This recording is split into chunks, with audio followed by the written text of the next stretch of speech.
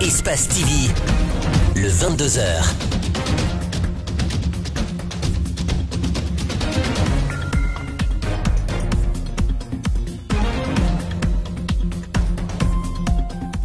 Nous sommes mercredi 21 août 2019. Bonsoir à toutes, bonsoir à tous.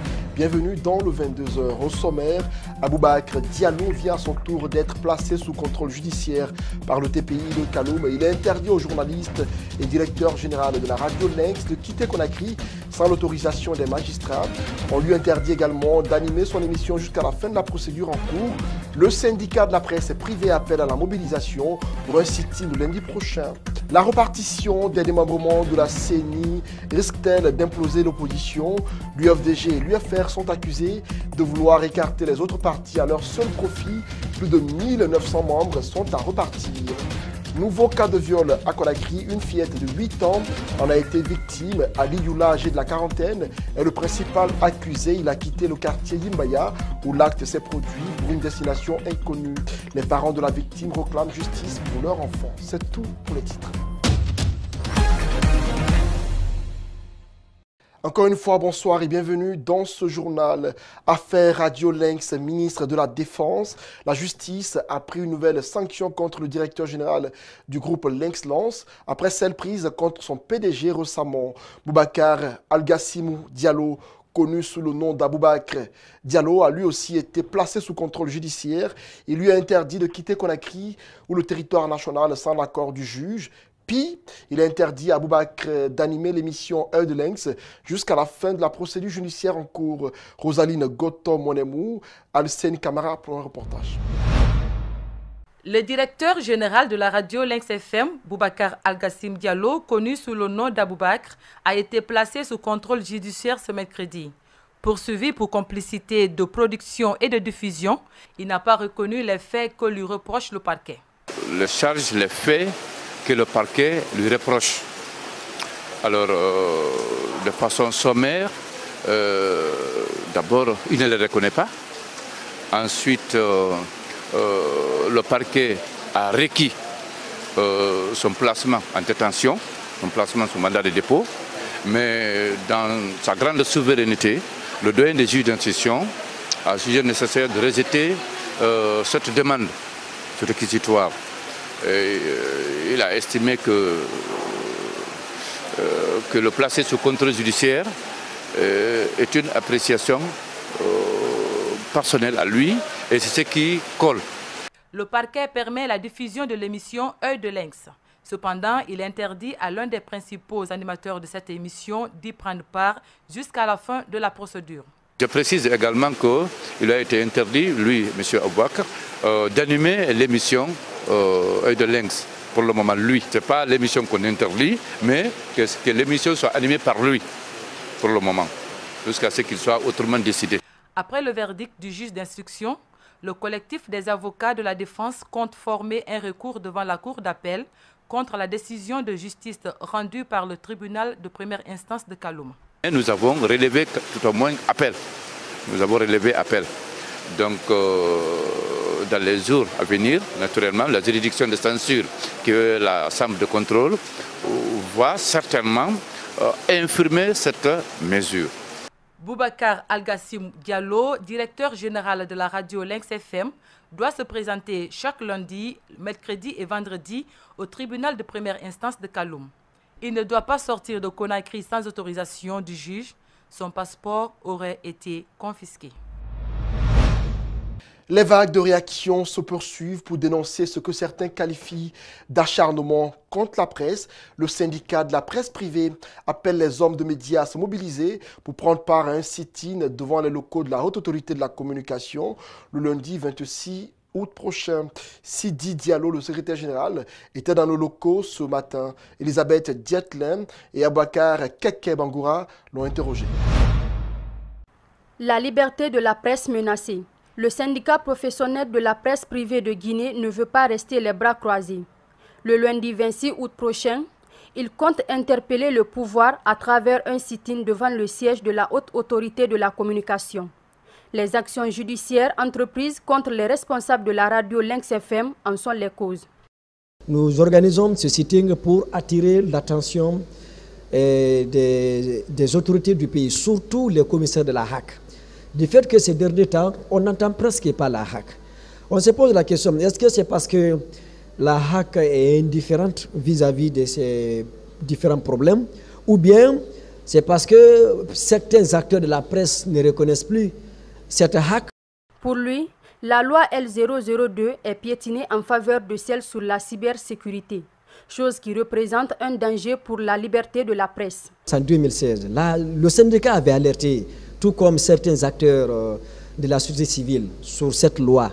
Mais malheureusement, à l'époque, ni les députés aujourd'hui qui disent nous vous soutenons, personne n'a pris acte, n'a considéré certainement le danger de cette loi. Donc aujourd'hui, déjà c'est déjà fait, l'eau est déjà versée, il faudrait essayer de prendre les dispositions pour ne pas que cette loi soit la raison de l'affaiblissement des acquis de cette presse-là. Sidi Diallo lance un appel aux hommes des médias pour une mobilisation forte le lundi. Nous organisons ce sitting pour attirer l'attention de tout le monde et puis demander à tout le monde de se donner les mains, de laisser ces guerres, de laisser ces rivalités, même à ces associations, à certains patrons, de laisser leur intérêt pour la cause noble, pour la profession. Sinon, à l'allure que je vois, je l'ai dit ailleurs, dans 1 an, dans 2 ans, la presse n'a plus d'avenir en Guinée. L'acharnement du pouvoir en place contre les hommes de médias ces derniers temps en Guinée est reconnu par plusieurs observateurs. Une lettre d'information a été déposée au niveau de la mairie de Kaloum pour un mouvement de colère qui va durer 3 jours, selon le secrétaire général. Dans le même sillage, la loi sur la cybercriminalité est utilisée par les magistrats pour juger nos confrères dans cette affaire, alors que celle sur la liberté de la presse doit s'imposer. La loi sur la cybercriminalité a été votée par l'Assemblée nationale par la majorité des députés. Nous avons rencontré certains d'entre eux. On suit leur avis dans cet élément de André Mossier-Milimono. La loi sur la liberté de la presse, de plus en plus mise à l'écart au profit de la loi sur la cybercriminalité. Ce député regrette le cas du doyen Souleymane Diallo, mais il estime que pour lui, les délits de presse doivent être pénalisés. Honnêtement, je fais partie de ceux-là qui pensent qu'il faut un peu pénaliser les délits de presse. Parce que ce qui se passe aujourd'hui en Guinée, c'est du jamais vu. Cet autre député de l'UFDG estime qu'il y a une loi sur la liberté de la presse qui doit être utilisée pour sanctionner ce type de délit. La loi sur la cybercriminalité reste nécessaire pour le pays et c'est pourquoi les députés de son parti ont voté pour son adoption. Si le procureur l'utilise contre les journalistes, ce n'est qu'un autre acharnement du pouvoir contre la presse. La loi sur la cybersécurité était nécessaire. Notre monde est ouvert et ouvert à de nouvelles technologies dont il faut réguler les comportements. Ce n'est pas parce que cela a été fait qu'il faut justifier toutes les turpitudes actuellement de l'appareil judiciaire sur les médias. Lui, il s'est plutôt abstenu de voter pour cette loi sur la cybercriminalité. Il pense que cette loi était incomplète. La loi était un peu contradictoire par rapport à la loi mère qu'on appelle la loi sur la presse guinéenne. Si tu regardes les dispositions de cette loi et les dispositions de la loi sur la presse, tu verras qu'il y a une décontradiction. Le fondateur et PDG du groupe Lynx Lance devra désormais se présenter au tribunal tous les mercredis et vendredis jusqu'à la fin de la procédure. Politique à présent, comme annoncé dans les titres, la clé de répartition des démembrements de la CENI ne fait pas l'unanimité au sein de l'opposition. Le président du bloc libéral accuse l'UFDG et l'UFR de vouloir se faire la part belle en écartant les autres partis politiques. Faya Milimono dénonce cette attitude. Il affirme qu'il ne l'acceptera pas. Le bloc libéral compte déposer sa propre liste. Son président est au micro de Ali Badara Kamara et de Mohamed Al-Hussein Kamara.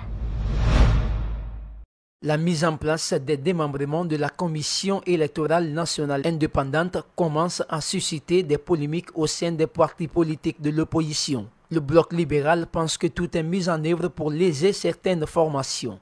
Aujourd'hui, nous parlons de démembrement. Le principe même de la création de la CENI, c'est permettre à chaque parti politique d'être là. Puisque nous avons choisi une CENI politique, c'est avoir des représentants pour chaque parti politique pour veiller à la transparence des élections. Mais aujourd'hui, ce n'est pas ce que nous sommes en train de voir. Le président du bloc libéral compte avoir une suite favorable avant les élections de 2020. Conformément à cette lettre, nous allons préparer les listes de nos représentants dans les différentes CECI, dans les différentes CEPI et dans les différentes CESPI et nous allons déposer.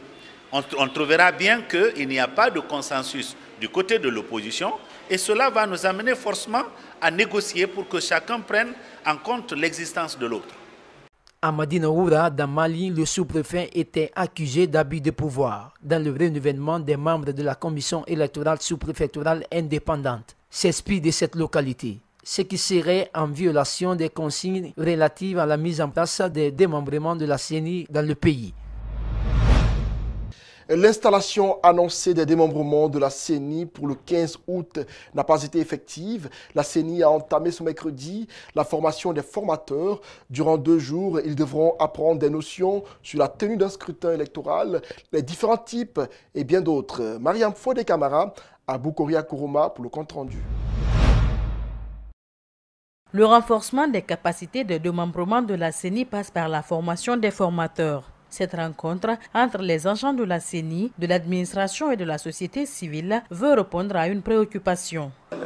Comme vous le savez, la CENI a initié déjà une mission d'installation des membres de démembrement. Ces démembrements, ils constituent le bras opérationnel de la CENI et en même temps, ces démembrements aussi jouent un rôle important, n'est-ce pas, dans la gestion des opérations électorales.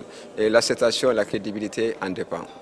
Ces formateurs partageront leur savoir dans plusieurs modules et leur rôle afin de mieux assurer leur mission. On a d'autres modules aussi qui vont concerner globalement disons, leur mission. Quelle est la mission qu'on les confie? Parce que vouloir demander à quelqu'un d'assurer une mission, il faudrait qu'il comprenne de quoi il s'agit. Donc pour certains, c'est de la formation, pour d'autres, c'est le renforcement des capacités. Autrement dit, des personnes qui ont déjà des connaissances et d'autres qui sont pour leur première fois, à leur première fois. Ces participants souhaitent bénéficier des meilleurs enseignements pour mieux former les démembrements. Nos attentes dans cette formation, c'est de nous outiller à pouvoir mieux connaître les outils de fonctionnement de la CENI et de la loi qui régit un peu le fonctionnement des élections dans notre pays, pour pouvoir nous outiller à pouvoir former, parce que c'est, comme on a dit, cette formation est dédiée aux formateurs. Donc il faut que nous-mêmes soyons très bien outillés, que nous connaissons un peu tous les outils qu'il faut pour pouvoir nous amener à mieux former les démembrements qui doivent être installés bientôt. Ces formateurs des membres des démembrements de la CENI seront déployés dans les semaines à venir sur l'ensemble du territoire national pour partager les connaissances acquises avec les acteurs désignés par les partis politiques et la société civile. Mot de santé dans ce journal, un échange avait lieu ce matin entre plusieurs acteurs de la société civile. Il était question de faire l'étude d'un rapport sur les dysfonctionnements constatés au niveau des structures sanitaires guinéennes. Si la gratuité des soins contre la tuberculose, le paludisme et le VIH est officielle, mais hélas, cette décision a du mal à être appliquée à l'intérieur du pays, surtout avec la rupture des ARV. Alceni Bari commente les images d'Armara Alex Silla. Cette réunion est axée essentiellement sur l'observatoire qui permet de définir les stratégies pour la mise en place d'un plan de plaidoyer au niveau des décideurs pour le VIH, la tuberculose, le paludisme. D'après les études, les ruptures d'ARV sont légion, ce qui facilite la propagation de ces maladies. Pourtant, les soins sont gratuits. Les résultats auxquels nous sommes parvenus, c'est qu'il y a par moment des ruptures d'ARV.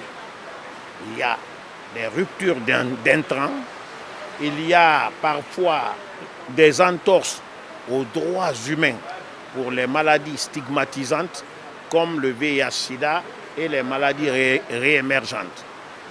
Donc nous faisons un plaidoyer au niveau des décideurs pour une meilleure prise en charge de ces pathologies. Le droit à la vie nécessite forcément l'accès à la santé, entend Fatou Baddi, qui invite les autorités à rendre effective la gratuité des médicaments contre le paludisme, la tuberculose. Si on vit, il faut bien être en bonne santé. Mais qu'est-ce qu'on remarque? Il y a beaucoup de fonds qui sont mis à la disposition de la Guinée, mais qui ne sont pas utilisés de façon équitable pour les objectifs assignés au départ. Quand vous prenez la tuberculose, le paludisme et le VIH, C'est des pathologies dont le traitement est gratuit. Mais comment accéder à cette gratuité? C'est tout le problème de tous les citoyens. C'est-à-dire qu'il faut que celui qui est à Yukunku, ou qui est à Lola, ou qui est à Lebekere, à Mali là-bas, puisse avoir l'accès aux ARV chaque mois lié à son traitement. Ces rapports se font chaque 3 mois pour une durée de 3 ans. Les recommandations seront déposées au ministère de la Santé, à la primature et au niveau des partenaires. Il s'agit d'un phénomène qui fait mal à plusieurs familles en Guinée et qui détruit l'avenir des jeunes filles. Le viol est devenu une épidémie à laquelle aucune solution ne semble être trouvée. Ce mercredi, c'est une fillette âgée de 8 ans qui en a été victime au quartier Yimbaya dans la commune de Matoto. Son présumé bourreau est un homme âgé de la quarantaine, connu dans le quartier et qui serait un habitué des faits. Nos reporters ont fait un tour sur les lieux du viol. Ils ont pu rencontrer la victime. Reportage André Mossier-Milimono, Ibrahima Sori Kamara. Les cas de viol de plus en plus récurrents en Guinée. Cette fille a été violée ce matin par un homme âgé de la quarantaine. Prise de peur, elle nous explique la scène. Il m'a allongé sur le lit, puis s'est couché sur moi. Quand j'ai crié, il s'est levé. Et lorsque je pleurais, il m'a dit de me calmer et de n'en parler à personne. Ses parents n'arrivent pas à retenir leurs larmes. La mère de la petite fille, sous le choc, raconte qu'après avoir constaté les saignements de sa fille, elle s'est posé plusieurs questions et elle a fini par s'apercevoir qu'elle a été violée. Elle demande que justice soit faite. Elle était allée chercher les habits d'Ali pour que sa grande sœur fasse la lessive. Arrivée là-bas, Ali lui a demandé de rentrer, elle a refusé. Mais il a beaucoup insisté, il l'a pris par la force et puis l'a violée. Le présumé violeur du nom de Ali Yula, lui, est en cavale. Nous avons tendu le micro à ses parents pour avoir leur version des faits, mais aucun d'eux n'a voulu s'exprimer. Voilà, pratique malsaine qui se poursuit de plus belle. Courage à toi, jeune fille. Mot de culture dans ce journal. Si avant on le prenait pour un guignol, aujourd'hui les Guinéens doivent le prendre au sérieux. La star guinéenne du moment, l'artiste Grand P a regagné Conakry après 2 semaines de tournée dans certains pays limitrophes. Une tournée qui a permis à cet artiste, à la taille et à la voix particulière, de faire des collaborations avec d'autres grands noms de la musique africaine. Grand P a été accueilli à l'aéroport de Conakry par ses fans qui avaient soif de le revoir. Mohamed Valek Touré et Alseni Kamara.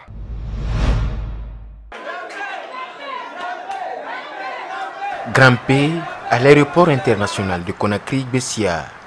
Celui qui est appelé à juste raison star du moment est accueilli en grande pompe par ses fans, tous habillés en t-shirt à son effigie.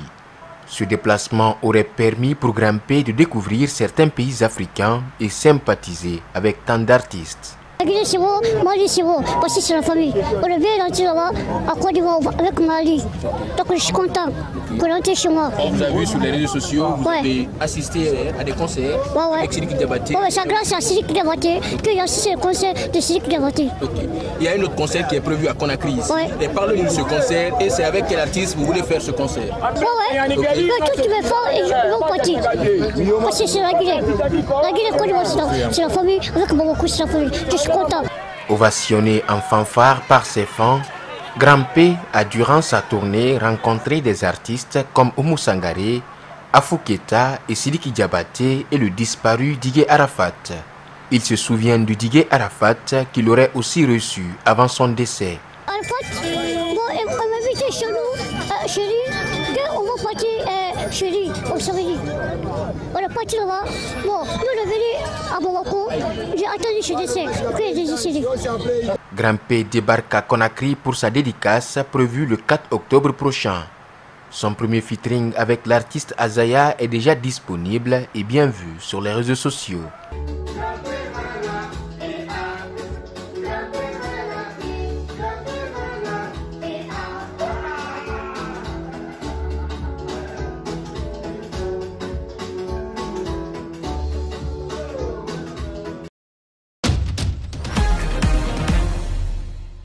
sur le continent, à présent, Ebola continue de faire mal au Congo.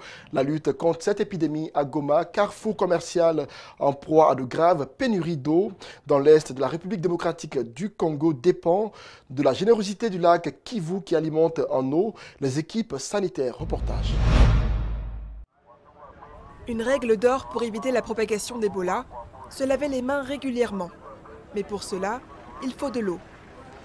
À Goma, en République démocratique du Congo, l'approvisionnement en eau est fondamental dans la lutte contre le virus.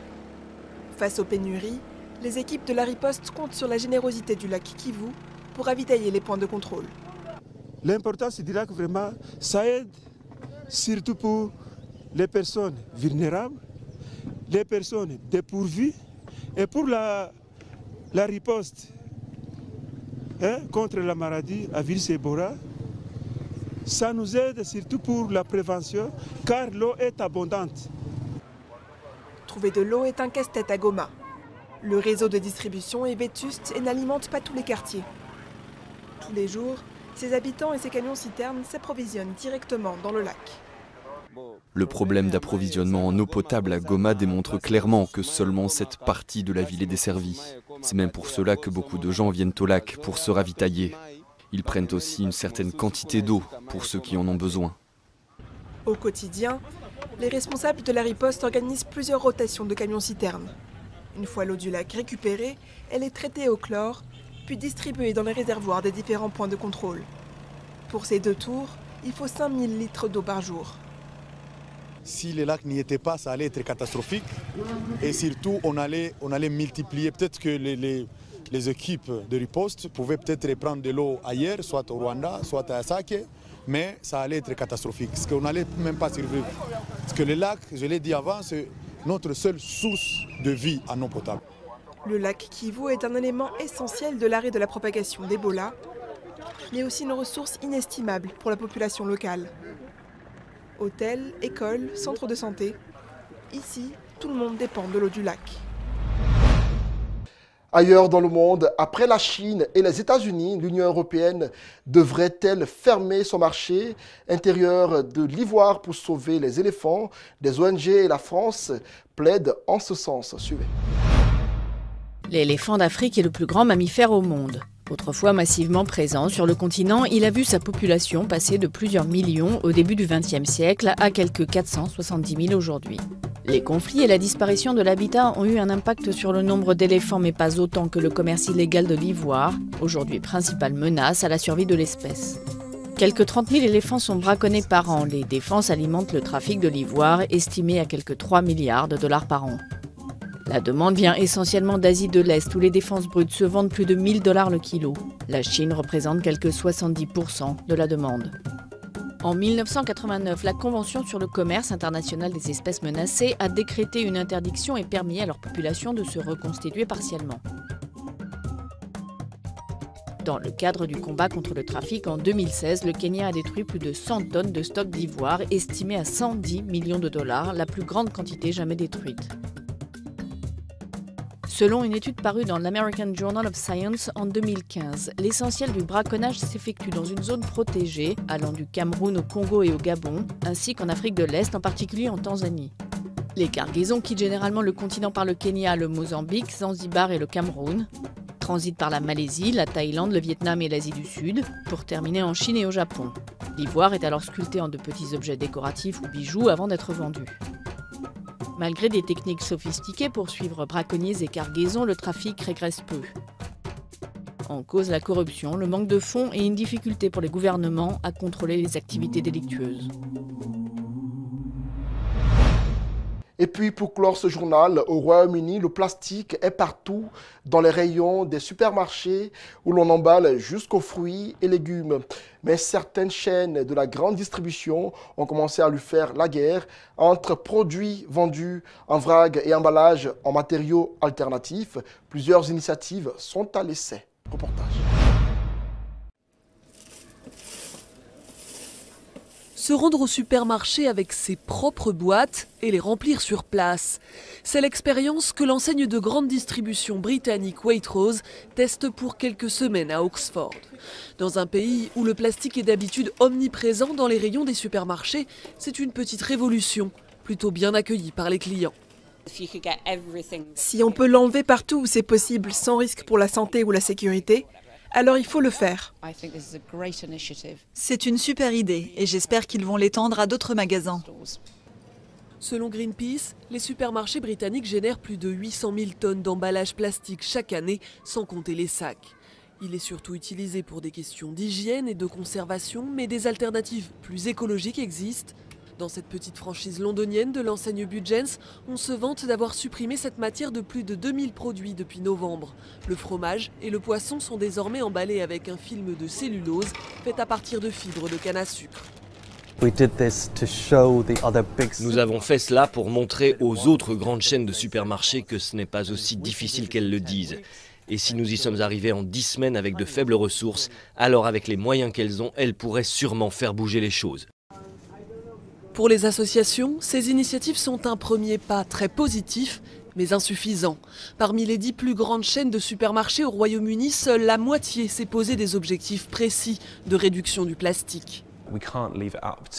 On ne peut pas laisser la solution de ce problème au bon vouloir de supermarchés. Tous les supermarchés doivent avancer de manière ambitieuse et rapide. C'est pourquoi nous appelons le gouvernement à fixer des limites légales à la quantité de plastique que nous fabriquons et utilisons dans ce pays. Le gouvernement britannique s'est engagé à éliminer tous les déchets plastiques non essentiels d'ici à 2042, une date bien trop éloignée pour les défenseurs de l'environnement. Environ 8 millions de tonnes de plastique finissent chaque année dans les océans, dont 600 000 tonnes en Europe. Voilà comment s'achève ce journal, réalisé par toute l'équipe de la rédaction et celle technique d'Espace TV. Merci à tous ceux qui l'ont suivi. Au revoir.